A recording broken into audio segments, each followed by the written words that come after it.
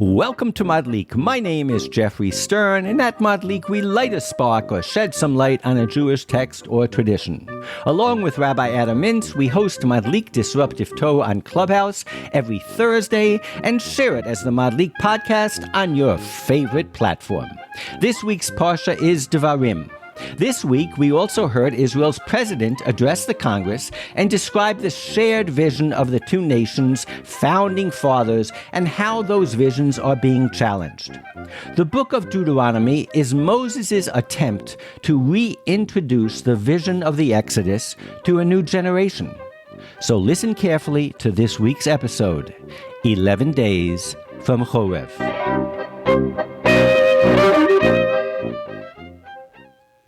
Well, welcome back, Rabbi. Another week of Madlik Disruptive Torah. You know, every so often I look back at what we did last year, and last year the name of the episode was Second Torah, and we talked about Mishnah Torah and the fact that Moses actually added a few things in the book of Devarim, some new commandments, and it was all very forward-leaning. It was showing that even in the fifth book of the Bible, of the Chumash, of the Torah, it already baked into itself the ability to reinterpret, to grow, to move forward into the future. Tonight, we are going to be looking in the opposite direction. As I said in the introduction, we're going to be looking back. We're going to be looking to see how Moses, the founder of this revolutionary moment and movement, the only survivor along with Joshua and Caleb, is trying to share with a new generation the founding spirit. And it's going to look at the book of Devarim in terms of Second Torah, in terms of how do you, if you can, reinvent and redescribe and transfer the vision of a founder into the future. Are you ready to take off? Does that resonate with you at all? I'm ready. This is going to be a good one today. Let's go. So let's talk about what's at stake. Last week, I began with a joke about finding a parking spot. This week, I'm going to start with a midrash. And the midrash is the Mechilta de Rabbi Yishmael, and it says, "This is my God, and I will extol him. Ze keli v'anveu," it's what they said at the parting of the Red Sea. Rabbi Eliezer says, "Whence is it derived that a maid servant, a shifcha, beheld at the Red Sea what was not beheld by Ezekiel?"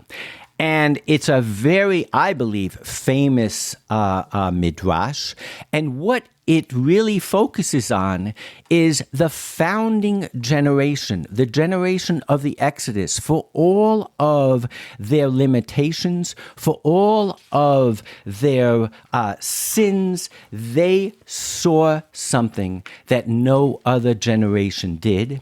And from that perspective, what I think, if we read Moses through that lens, it's a wholly different story. He's trying to recreate for the next generation and future generations what it means to be able to see Zekeli V'an Vehu. So with that in mind, let's read the beginning of Deuteronomy. Deuteronomy 1. Okay. These are the words, Elu Hadvarim, that Moses addressed to all Israel on the other side of the Jordan, through the wilderness, in the Arava near Soph, between Paran and Tophel, Laban, Hetzar, and Dizbach. It is 11 days from Horeb to Kadesh Barnea. So the title of the podcast is 11 days because, in a sense, we don't know whether that means 11 days travel or 11 days. It's a short moment, but Horeb is Mount Sinai by tradition.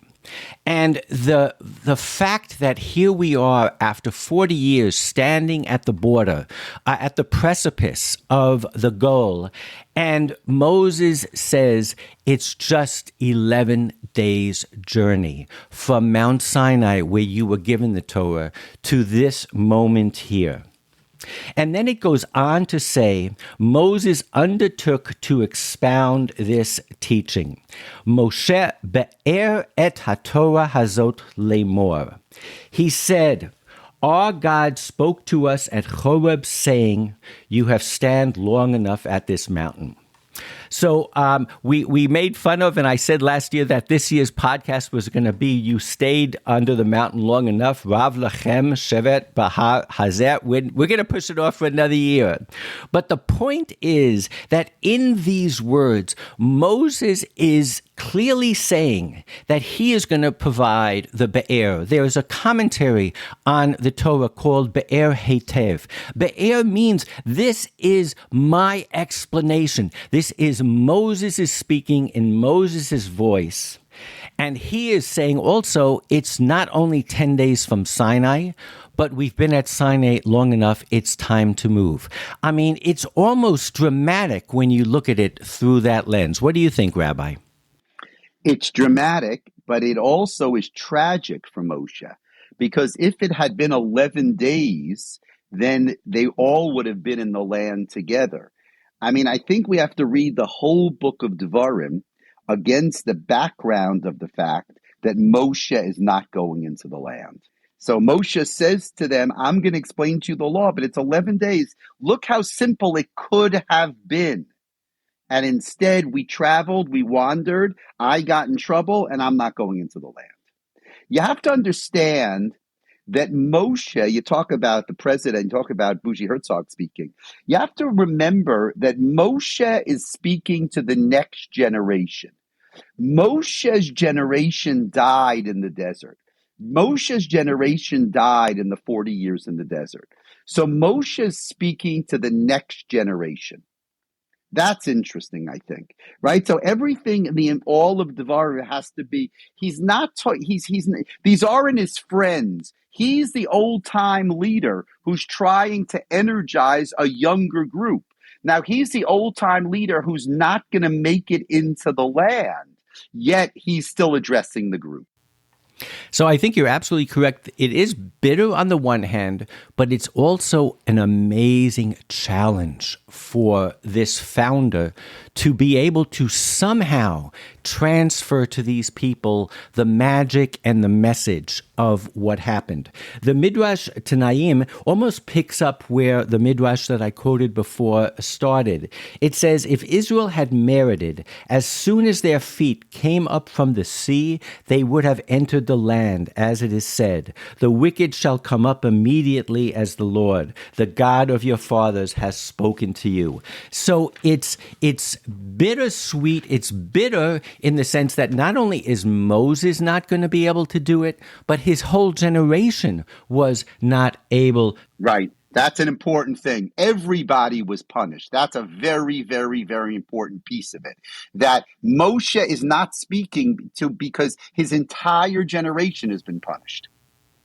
So there's angst, there's sadness with Moses, but there is also anger. Rashi says, Moses said to them, see what you brought about. There is no route from Horeb to Kadesh Barnea as short as the way through Mount Seir.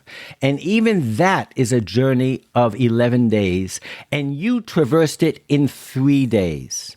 To such an extent did the Shekhinah, the divine presence, exert itself to hasten your coming to the land of Canaan. But because you became degenerate, he made you travel round about Mount Seir for 40 years. So there's so much going on here, and I love the fact that it's all about this concept of 11 days. What was he saying with 11 days? It's very lyrical, these psukim, especially with the commentaries. I would agree with that. It's lyrical. It's mysterious, right? I mean, and that's part of the charm of it, but it's part of the uncertainty is the fact that it's all so mysterious. Look, there is this tension. We knew the second when they came out of the split sea that God was not leading them in the straight path, and all of the commentaries, especially Maimonides, said you can't lead people from one extreme to another overnight. But here that's in distinction to 11 days from Horeb, where there's still this wish that they could have done it in 11 days or maybe even 3 days. There's still this wish, and I think this is where it comes from. Moses is looking at the new generation, and I don't think he's that convinced that they're all that much better than the last generation. And he's almost wistful in saying, would it have been that we could have just gone from the split of the Red Sea or from the giving of the Torah and gone into the land? Would we be that much less prepared than this generation? It's fascinating questions that are coming up just from looking at these I would say buttons, hot buttons, 11 days. Yeah, it's what you said, though. It's because the verses themselves are mysterious. The truth of the matter is, if you go back to the verses, I don't even understand what the whole thing is about. Why does he give all of these, identify the place? Be'ever ha'yardein ba'midbar ba'arava mol suf bein paran uvein tofel v'lavan v'chatzerot v'di zahav. What do you need all of that for? So the Ramban actually picks up on that, and he goes so far to say that there are those who actually believe that all of these places are actually, the way he phrases his question is that the names of these places and these, I would say, when you do a Google search or you look for a location and you put in the what's it called, the longitude and the latitude. Right. He says there's more signs and borders, more than the law requires in selling a field. He goes, right. You couldn't find a survey that had to make so many of this. He said that basically every one of those places is a lesson. Every one of those is a reproach. He quotes Onkelos as saying that being allusions to reproof. Thus he renders it on account of which they provoked him in the wilderness. So again, this is fully laden. Every word is carrying with it a message, maybe even a double entendre, multiple messages. So then we get to the next part, which is that Moses explained it. It's clear that this is coming from Moses himself. The Sephono says, now seeing that Moses himself had already given up hope of personally crossing the river Jordan, he began to explain the parts of the Torah concerning which he thought some doubts would arise after his death. He's putting his house in order. He's trying, as I said in the beginning, to convey to these people what they need to know. They were about to cross into what would become their homeland, where many commandments of the Torah would apply for the first time. Okay, so that's very practical. There are mitzvot hataluyot ba'aretz that they had no way of knowing about. He was going to give them some insight. Moses also reminded the people how indirectly, due to their sinful conduct, he was now unable to cross the Jordan with them, and that as a result he wanted to make sure that they would not again become guilty of such sinful behavior. So more than just giving him them practical advice on laws that they were going to have to do in the future, clearly, this Forno is saying that he's taking this opportunity to try to warn them against what might happen in the future.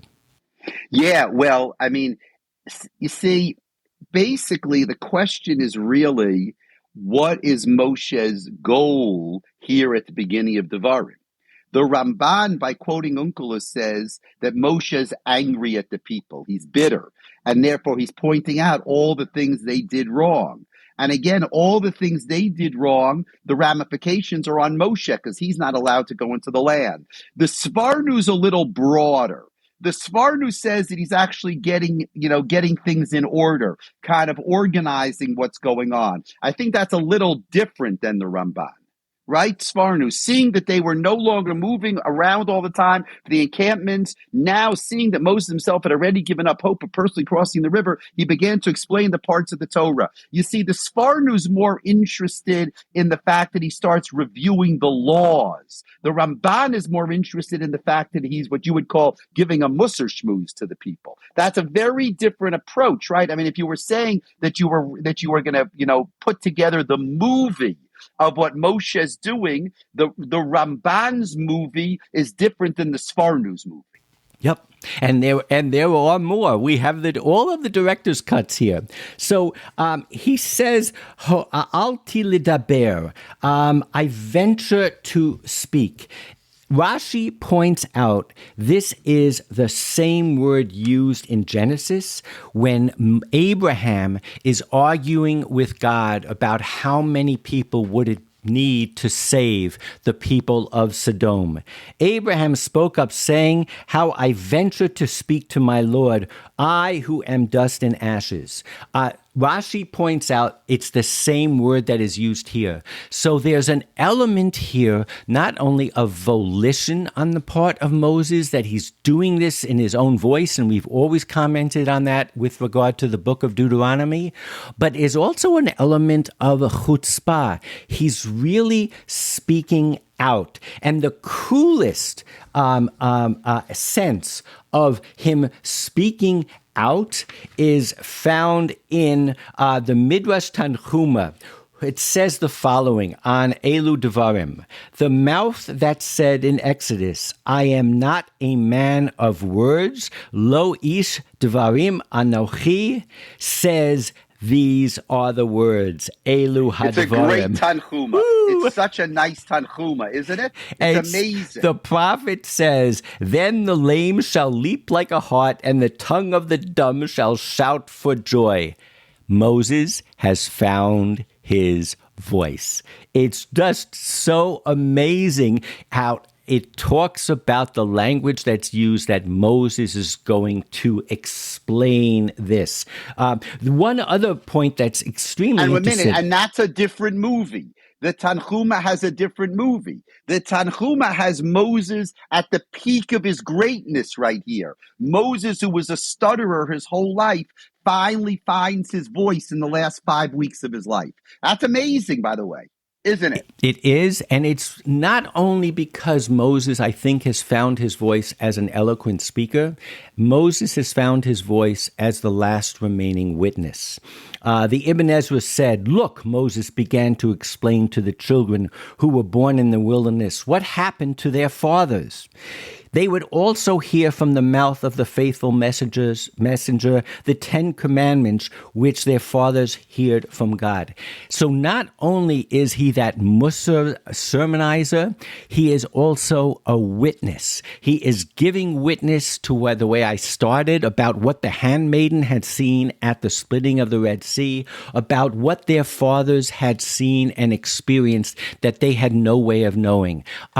It's again, I'm focusing on the fact that he is a founder, that he is that generation who started this movement, and he's trying to convey it to them, even though he's a man not of words. Right. That's really nice. That's a beautiful Tanchuma. I didn't know that Tanchuma, and that's a beautiful Tanchuma. I'm going to use that Tanchuma on Shabbos somehow. That'll make me very happy. The last thing I'll say is I mentioned that there was a biblical commentary called Be'er Hetev. But really, what Moses is doing is also very legal. In the Ein Yaakov, it brings a midrash that it says, thus it is to be found that there were 3 kinds of stones. One was that which Moses erected on this side of the Jordan.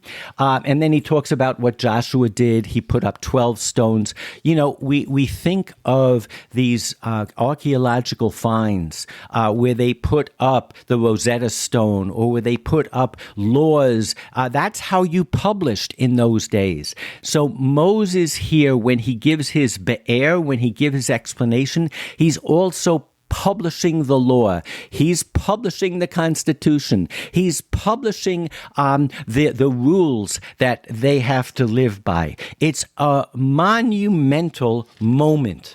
Right. I think that's right. That's good. Be'eret HaTorah. B'shivim lashon persha lahem. Now, what does that mean, B'shivim lashon persha lahem? It really means one of two things. You see, he didn't need 70 languages. That's silly. The people didn't speak 70 languages. But there are 70 ways to understand the Torah. The Torah means different things to everybody. B'shivim lashon be'eret HaTorah means he explained it according to everybody's need. I think this Rashi is more like the Tanhuma. He found his voice, and he was able to explain the Torah in a way that people understood it. I think it's amazing. Yeah, it's truly amazing. So I keep on pushing this sense of founders.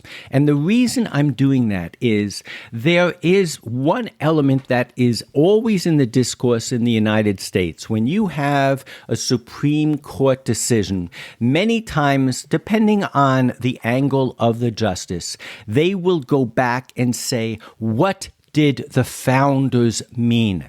We go to plays called Hamilton.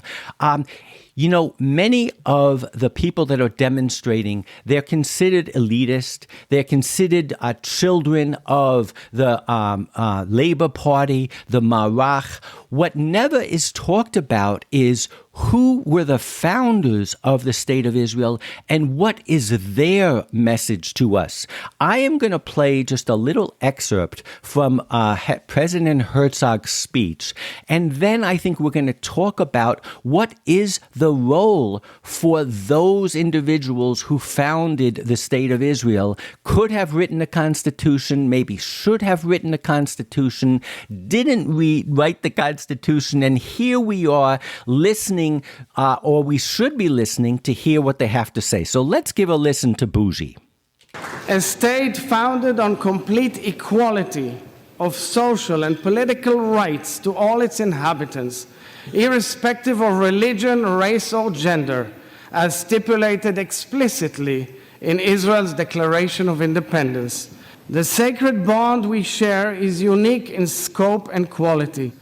The inscription on Philadelphia's Liberty Bell articulates the Hebrew Bible's code of ethics. Proclaim liberty throughout all the land unto the inhabitants thereof. This verse from Leviticus, shining through the crack of the Liberty Bell, underscores the principles that fuel the American dream. These words have bound our nation through the ages. Coming together today in this chamber of liberty and freedom, we are all realizing the hopes of our founding fathers and mothers. We are very proud, so very proud, of the true friendship we have forged. This partnership is based also on similarities and the affinity between our peoples, the courageous immigrants and the trailblazing pioneers. It is rooted deep in our respective declarations of independence. In the American Declaration of Independence, the founders appealed to the supreme judge of the world. In the Israeli Declaration of Independence, influenced by America's, our founders placed their trust in the Rock of Israel, Tzur Israel. So I love the fact that he talked about the two countries as countries of immigrants and pioneers. And those pioneers, those immigrants, did write a mission statement. Clearly, the U.S. mission statement was much larger and much bigger. But I think what is missing from so much of the discussion is, I've talked about it before in terms of hakarat hatov, in terms of recognizing the good. You know, that only goes so far. You move on in life and you say, well, screw him. I got my own ideas of how we should run a country. But I think this question of founders, of the Moses standing up, or the signers of the Declaration of Independence and the vision they had for Israel, ultimately has not been brought into the conversation. And reading Devarim, reading Deuteronomy again through the eyes of Moses, who's desperately trying to convey what it was like for a handmaiden to see the splitting of the Red Sea, it just woke me up to that. And it woke me up to maybe we should have another. I'm not saying exclusive, and I'm not saying that it is the overwhelming lever that needs to determine the conversation, but clearly to go back to look at what the founders wanted in America that has currency. And I'm thinking in Israel, it right now has no currency. Yeah, well, that's the problem. The problem is that, right, that the president was speaking to a Congress who appreciated that. But unfortunately, in Israel now, that's not what's driving them, right? It's almost anti that. It's worse than that's not the issue. It's anti that. So again, I typically talk about, as I did last year, this concept that Judaism is always moving forward and growing. But I thought I would share with you a different concept, which talks about the leaders, which talks about the past. Typically, I shy away from it because it's a very conservative type of ideology. But if you look at Shabbat 112b, Zira said, Rabbi Baruch Hana said, if the early generations are characterized as sons of angels, we are the sons of men. And if the early generations are characterized as the sons of men, we are akin to donkeys.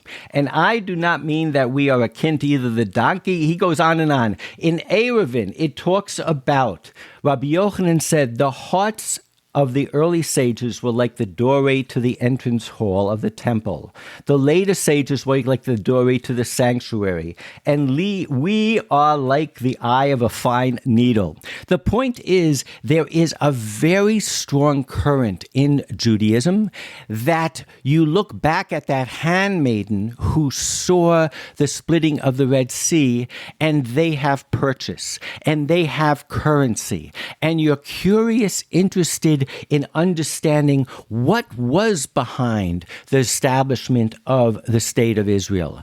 Was there a level of a democracy there? Was there a level of secularism there? What brought us to this point? And I think this is a fascinating way of giving us just another window to try to kind of get out of the quagmire that we are in. That's obviously a very striking Gemara. And that's what our whole tradition is based on. Our tradition is based on the fact, mitnei sevat takum, that, people with experience have currency. That's just what everything we believe in. That's what's true, right? That's why we get up for the elderly, because people with experience have currency. Not celebrities, not only politicians and statesmen, but just people. Mipnei sevat takum means anybody who's elderly, deserves that respect.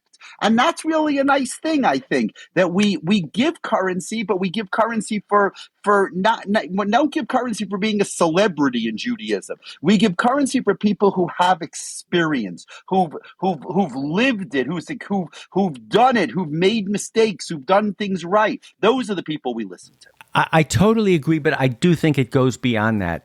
It's giving honor in the sense of we need to understand what they saw. I mean, at the end of the day, 3 times a day, we say the Shema. And the second paragraph of the Shema is really the climax of Deuteronomy. In 11:7, I'm going to read it in context.